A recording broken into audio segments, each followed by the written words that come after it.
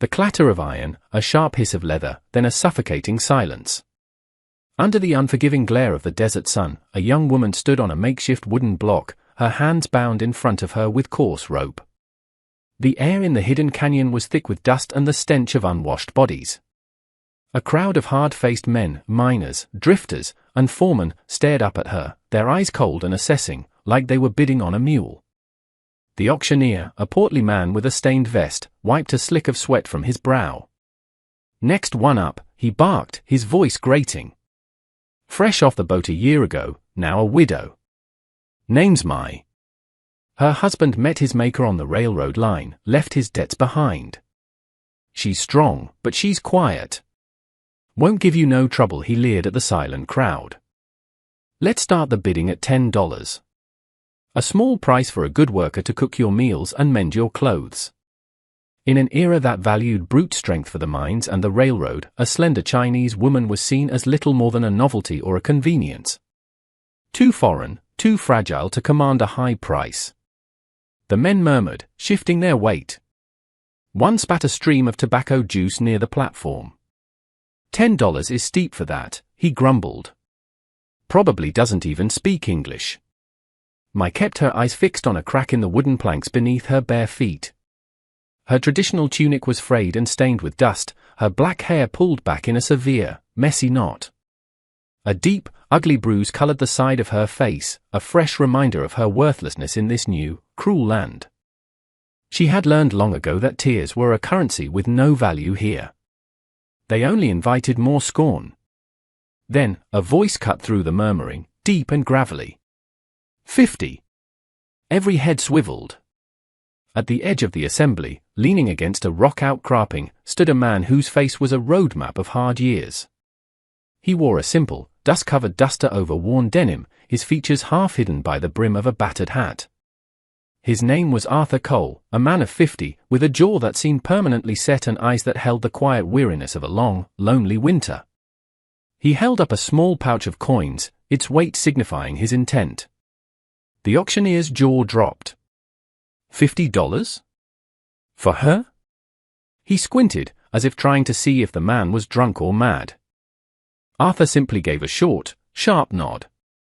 The auctioneer, seeing no other bids forthcoming, slammed his hand down on a barrelhead. Sold. For $50 to the quiet fella in the back. Mai didn't flinch. She didn't look up. Life had taught her that one owner was much like the next. Arthur pushed his way through the grumbling men, his boots crunching on the dry earth. He mounted the platform and pulled off his hat, revealing a full head of graying hair. As he looked down at her, at the sharp line of her jaw and the exhaustion in her posture, his breath caught in his chest. His gaze fell to her wrist, where a small, puckered burn scar, shaped like a half-moon, was visible just below the rope. His heart hammered against his ribs. 10 years ago. He had been there. He remembered the chaos of the dynamite blast, the screams, the acrid smell of smoke. He remembered seeing her, a newly arrived bride, desperately trying to pull her husband from the wreckage, her own arm seared by a hot piece of shrapnel. He had stood frozen, a boy of 40 then, paralyzed by the sight and the authority of his own father, the foreman who had ordered the men back to work before the dead were even counted. The auctioneer gave Mai a rough shove. Go on, your new master's waiting, she stumbled, and Arthur's hand shot out to steady her. Her skin was feverish to the touch. She finally lifted her head, and her dark, almond-shaped eyes, empty of all hope, met his. He felt a tremor of a forgotten name on his lips, her husband's name, but he swallowed it down. What good would it do now? A flicker of something unreadable passed through her eyes, not recognition, but the wary assessment of a creature that had been caged for too long. She had learned that familiarity was often just a prelude to a more intimate kind of cruelty. She didn't know him, and even if a sliver of memory remained, she had buried it deep with all the other ghosts. Outside the canyon, the auctioneer's voice boomed again, selling off another soul. Arthur counted out the silver dollars, the coins heavy in his palm, and turned away, leading the silent woman who had lost everything. The dirt trail stretched before them, a long, lonely path under a sky the color of bleached bone. Mai followed a few paces behind, the frayed ropes on her wrists a silent testament to his purchase.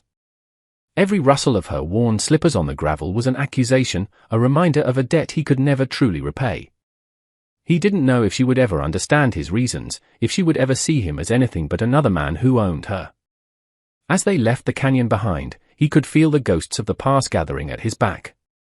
10 years ago, his own cowardice had helped seal the fate of her husband, Lee. And now, the last remnant of that life walked behind him, a living embodiment of his failure. How could he ever ask for forgiveness from a woman who didn't even know he was the one who needed it?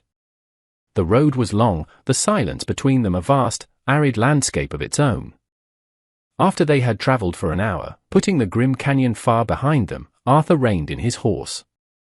He dismounted, pulled a small, sharp knife from his belt, and approached Mai, who was riding a small, tired-looking mare he had purchased along with her.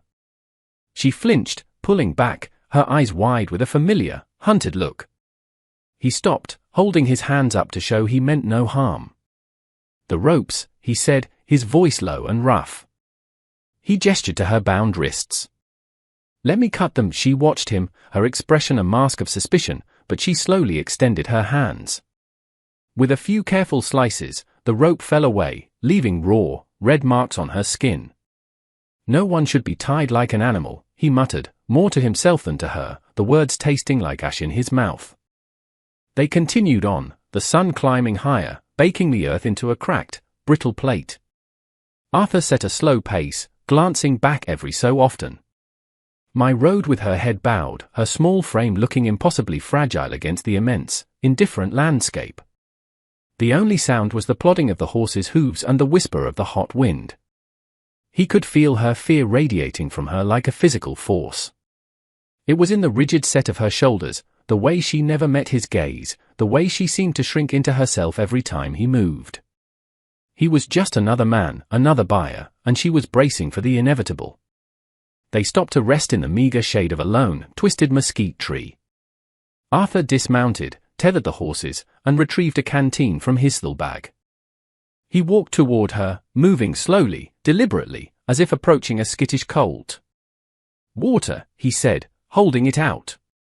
She hesitated for a long moment, her dark eyes scanning his face, searching for the trap. She had seen kindness before, and it was almost always a lie, a soft glove hiding a hard fist. Finally, with a trembling hand, she reached out and took the canteen. Her fingers brushed his, and he felt a jolt, as if he'd touched a live wire.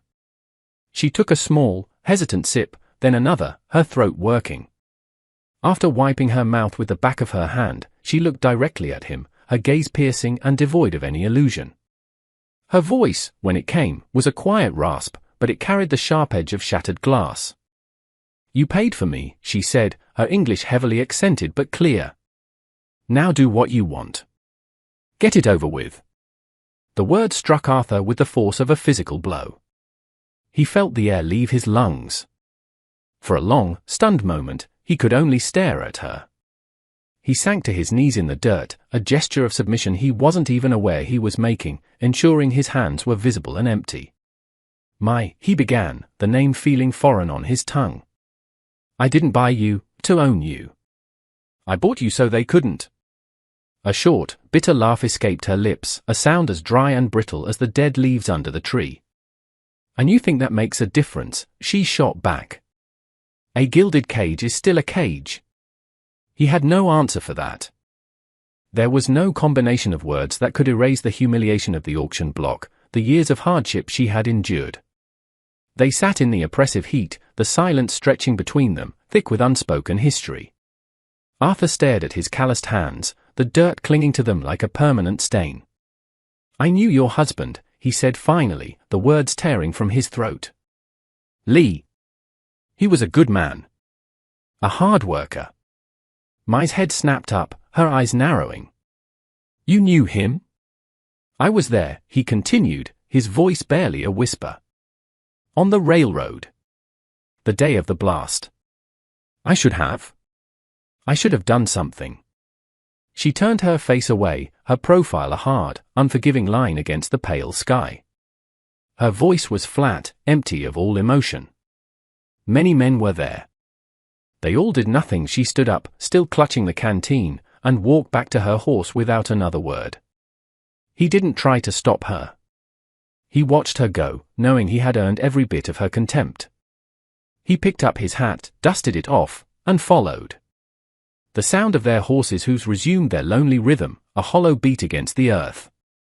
He wondered how many suns would have to set before she stopped seeing him as a monster, or if that day would ever come. And a single, terrifying thought burned in his mind: what would she do when she finally learned the whole truth of his cowardice? By the time the last rays of sunlight were painting the distant mountains in shades of purple and orange, they arrived at his ranch. It was a modest, isolated place, a small, sturdy cabin, a barn, and a few corrals carved out of the vast, empty wilderness. It was a place where a man could lose himself, a place where the silence was so profound it could either heal a soul or drive it mad. Arthur tended to the horses, then handed Mai a piece of bread and a slice of dried meat.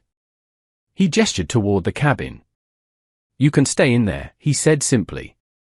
"It's safe." She paused at the threshold, her eyes quickly taking in the Spartan interior: a single cot, a cold stove, a rough-hewn table. She looked from the bed to him, her unspoken question hanging in the air. "I sleep in the barn," he clarified, his voice flat. She seemed to relax a fraction of an inch, then stepped inside, her movement slow and cautious, like a wild thing testing a new den. For several days, a fragile, unspoken truce settled over the ranch. They existed in parallel orbits, rarely speaking, never touching. Mai took over the cabin, cleaning it with a fierce, silent energy. She hauled water from the well, washed his few meager dishes, and mended a tear in his shirt, leaving it folded neatly on his saddle. Arthur spent his days outdoors, repairing fences that had been neglected for too long, reshoeing his horse, losing himself in the familiar, mindless rhythm of physical labor. He tried not to watch her, but he was always aware of her presence, a quiet, sorrowful shadow moving at the edge of his world. They were two ghosts, haunting the same patch of lonely ground. But in the west, peace was a fleeting commodity. On the fourth morning, a cloud of dust on the horizon signaled the arrival of riders. Arthur saw them long before they reached the ranch, his hand instinctively going to the pistol holstered at his hip. 3 men. The man in the lead wore the tarnished star of a sheriff. Sheriff Harding, a man whose brand of justice was for sale to the highest bidder. He was the law in these parts, which meant he was the one who profited most from the misery of others, including the illegal auction in the canyon. Harding swung down from his horse, a cruel smirk playing on his lips. "Well now, Arthur Cole. Didn't figure you for the social type." His gaze slid past Arthur, fixing on Mai as she stood frozen by the water pump. He squinted, his eyes tracing her features, then landing on the faint burn scar on her wrist. Recognition dawned, and his smirk widened. I remember this one. From the railroad camp. Her husband was the one who got himself blown up. Caused a whole lot of trouble." Mai's knuckles turned white where she gripped the pump handle. Arthur moved, positioning himself squarely between her and the sheriff. "You've got no business here, Harding," he said, his voice a low rumble. Harding laughed, a harsh, grating sound. "Just checking on new property acquisitions in my county. Didn't know you were in the market for imported goods. She keep your bed warm at night, Cole?" Arthur didn't even blink, but the air grew heavy and still, the kind of charged silence that precedes lightning. "I paid for her freedom," he said, his voice dangerously quiet. "Not her body." "Freedom." Harding scoffed, taking a step closer, his hand dropping to rest on the butt of his gun. "That's a mighty noble word for it. But you see, her kind ain't got a right to freedom. Her husband's debt still stands with the railroad company. Technically, she's their property. And they pay me to retrieve what's theirs." It was a lie, a flimsy pretext he'd invented on the spot to justify his intimidation. Mai's breath caught in her throat. She remembered Harding from the camp, the way he'd walked through the workers' tents, his eyes filled with contempt and greed. Silence had been her only shield then, and it was her shield now. Arthur's jaw tightened until a muscle jumped. "She's under my protection."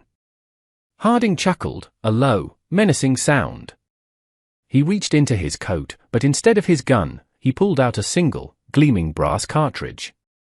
He placed it deliberately on the top rail of the fence separating them. "Just a friendly reminder, Cole," he said, his voice dropping to a conspiratorial whisper. "Some debts never get paid. And some people are better off staying lost." With a final, lingering glare at Harding and his men mounted up and rode away, leaving a trail of dust and a palpable sense of dread. The silence they left behind was heavier than before. Mai walked over to the fence, picked up the bullet, and turned it over and over in her small hand. "Who was that man?" she asked, her voice barely audible. Arthur didn't look at her. He stared out at the horizon, at the mountains where the railroad had cut its brutal path through the rock. "Trouble," he said. He knew this wasn't the end. Harding was like a coyote. Once he caught a scent, he wouldn't give up easily. And when he returned, he would be coming for more than just money. That night, the wind howled around the small cabin, rattling the window panes like a restless spirit. It was a wind that carried the scent of distant rain and the chill of old sorrows. Arthur sat at the small table, nursing a cup of coffee, the flickering lamplight casting long, dancing shadows on the walls. Mai sat on a stool by the cold hearth, a shawl wrapped around her shoulders, her face a pale oval in the gloom. The sheriff's visit had shattered the fragile peace between them, replacing it with a tense, unspoken understanding of their shared danger. After a long stretch of silence, Mai rose from her stool. She reached into a small cloth bundle she kept by her mat and pulled something out. She walked to the table and placed it gently in the center of the rough-hewn wood. It was a small jade pendant, cracked down the middle, the stone a pale, milky green. The initials LWs were faintly scratched into its surface. She pushed it toward him with one slender finger. "You said you knew my husband," she said, her voice quiet but firm. "Did you know this?" Arthur's hand, reaching for his cup, froze. His gaze dropped to the pendant, and the world seemed to fall away. He remembered it. He remembered Lee showing it to him once, beaming with pride. A wedding gift for his Mai. A promise of protection and prosperity in a new land. "I found it in his pocket after the blast," she said, her voice thick with unshed tears. "I have kept it for 10 years. Every time I was sold, every time I was moved, I kept it hidden. It was the last piece of him I had." She looked up, and her eyes, luminous in the lamplight, bored into his. "You were there. I know you were. Tell me what you saw. Tell me the truth." Arthur stared into the lamp's flame, the fire twisting and writhing like the memories in his head. He could feel the heat on his face, smell the phantom scent of smoke and scorched earth. When he finally spoke, his voice was a raw, broken thing. Each word was an agony, a stone he had carried for a decade. "My father," he began, "was the foreman. He was pushing the crew too hard, cutting corners on safety to meet a deadline. Using old, unstable dynamite. Lee, your husband," he spoke up. "He told my father it was too dangerous, that the rock was unstable. He was trying to protect the other men." He paused, swallowing against the tightness in his throat. "My father called him a coward and ordered him to set the charge himself. I was there. I was standing right there. I was young, foolish. I saw the look in Lee's eyes. He knew. And I knew. But I was terrified of my father. So I said nothing. I just stood there and watched him walk toward that rock face." He finally looked at her, his eyes filled with a self-loathing so profound it was almost a physical presence in the room. "I was a coward. I let a good man die because I was afraid. I ran from that place, from my father, from myself. But I never forgot his face. Or yours." Mai didn't speak. She slowly reached out, her fingers closing around the cracked jade pendant. Her knuckles were white, her hand trembling. For a moment, he thought she might throw it at him, or into the fire, to burn away the last vestige of that terrible day. "You think telling me this absolves you?" she asked, her voice a razor's edge. "No," he said, his voice cracking. "Nothing can do that. But you deserve to know the kind of man you were living with. They sat in the charged silence, the howling wind their only companion. Thunder rumbled in the distance, a low, mournful groan from the heavens. After what felt like an eternity, Mai spoke again, her voice barely a whisper. "My husband is dead. My life was stolen. Your guilt, it changes nothing for me." Arthur looked down at his hands. "I know." "Then why?" she pressed, a flicker of genuine confusion in her eyes. "Why by me? Why tell me this now?" He met her gaze, his own tired eyes holding hers. "Because for 10 years, I have done nothing. And when I saw you on that platform, I knew I couldn't do nothing again. Because I owe him. And because I'm still breathing, and he's not." The fire in the lamp sputtered. Mai stared at him, at this broken man who had carried the weight of his inaction like a shroud. And for the first time since he had bought her, the hard wall of her anger began to show the faintest of cracks. It wasn't forgiveness. It wasn't even understanding. It was just the smallest fissure in a decade of pure, unadulterated hate. But before another word could be spoken, a new sound pierced the noise of the storm. The distinct, urgent drumming of a horse's hooves, coming fast, coming straight for the cabin. Arthur was on his feet in an instant, grabbing the rifle from its pegs on the wall. The past didn't just knock. Sometimes, it kicked the door down. The sound of the horse faded as quickly as it came, a phantom rider swallowed by the storm. It was a warning, a deliberate act of intimidation by Harding or his men. The rest of the night passed in a tense vigil. Grant stood by the door, rifle in hand, while Mai sat by the hearth, the jade pendant held tight in her fist. The silence between them had shifted again. It was no longer a chasm of anger and guilt, but the shared, quiet watchfulness of two people facing a common threat. When the sun finally rose, the world was washed clean. The rain had settled the dust, and a soft, fragile light spilled across the land. Arthur went out to the corral to check on the horses, his movements stiff from the long night. He didn't hear Mai approach until she was right behind him. "The fence by the north pasture is down," she said. Her tone was flat, a simple statement of fact. He turned, surprised. She held out a hammer he'd left by the woodpile. "It will not fix itself." Without another word, she walked toward the pasture. He watched her for a moment, then followed. They worked together for hours under the cool morning sky, their movements falling into a natural, unspoken rhythm. He'd set a post, she'd hand him the nails. He'd stretch the wire, she'd hold it steady. There was no need for talk, only the percussive sound of the hammer, the scrape of wood, and the sigh of the wind. In the shared language of work, something new was being built between them, something stronger than the fence. It wasn't forgiveness, not yet. It was something more fundamental, a shared purpose. Later that week, Arthur spent an evening carefully carving a small wooden tablet. The next day, he cleared a small, respectful space under the lone mesquite tree where they had first stopped. He built a small, simple stone cairn. When Mai saw him, she walked over, her expression unreadable. He placed the wooden tablet upon the stones. He had carved Lee's name into it, the characters rough but recognizable. "It's not much," he said quietly. "But a man should have a place to be remembered." Tears, hot and sudden, streamed down Mai's face. They were the first tears he had ever seen her shed, tears she had held back for 10 long years. She knelt before the makeshift shrine, her fingers gently tracing the carved name of her husband. She wept silently, for the man she had lost, for the life that had been stolen, and for the simple, unexpected kindness of this gesture. After a long time, she stood up. She walked back to Arthur, her face streaked with tears but her eyes clear. She opened her hand and held out the cracked jade pendant. "It belongs here," she said softly. "With him." He shook his head. "No. It's all you have left of him." A small, weary smile touched her lips. "He is not in a stone," she said, her voice finding a strength he hadn't heard before. "He is here," she touched her heart. "Let it stay here. A reminder for both of us."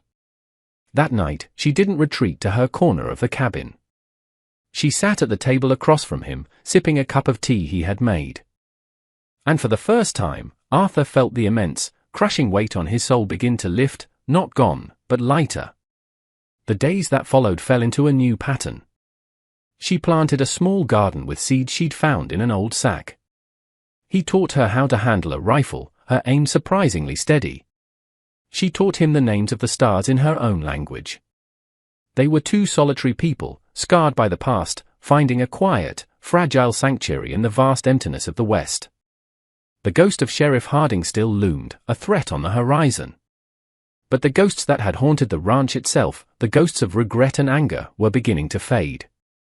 Forgiveness, Arthur realized, wasn't a pardon granted in a single moment. It was a slow, quiet thing, like the way the stubborn desert grass pushes its way through scorched earth after a fire. It was a choice made every day, in small acts of work, of respect, of shared silence. And perhaps, that was the only way a person could ever truly find their way home.